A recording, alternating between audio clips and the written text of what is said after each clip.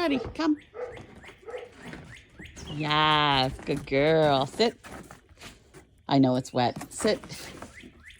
Good girl. Wait. Sorry, I don't want to slip going up these little steps here. Come. Very good. Sit. Very good. So what we're doing, I decided to switch things up a little bit from what I told you this morning. Sit. I decided to do some work on the deck so she could be completely off leash because we are completely fenced in here. So we can work on her being actually off leash. We'll work out in either the backyard or the front yard, depending on the gushiness on Friday. Good girl. Down. Down. Good girl. On Friday. So we're still going to do placemat tomorrow. But I wanted to kind of get her started on being outside and feeling the remote. I'm still on level 6 as of right now. There is not a lot going on around here, so she can't really see too many squirrels. Sit. Down. Thank you. She got a couple little taps there. There aren't a lot of squirrels running around that she can see, little critters. Obviously, we got the dogs barking inside because I just walked by the kennel and Mr. Cooper wants to come out and play.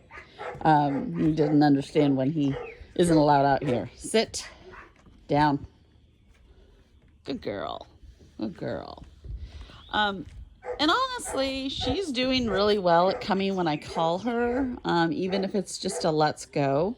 She's been coming with no problem.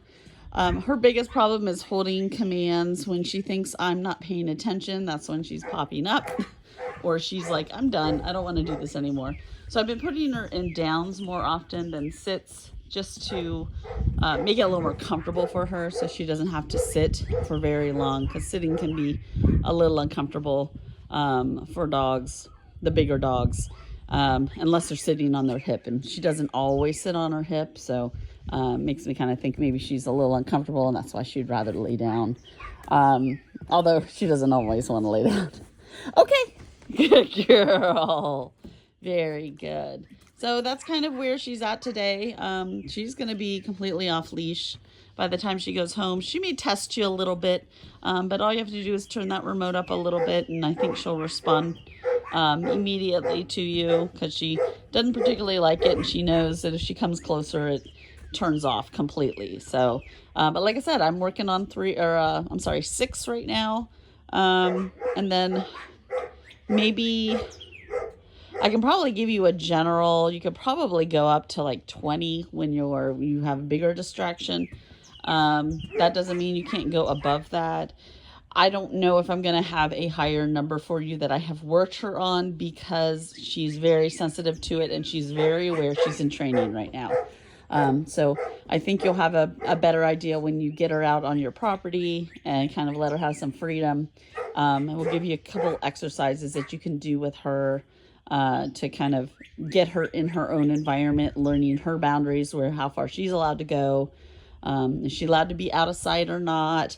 Those types of things. You'll determine those by using the remote and tapping her when she's out of that realm of your comfort zone.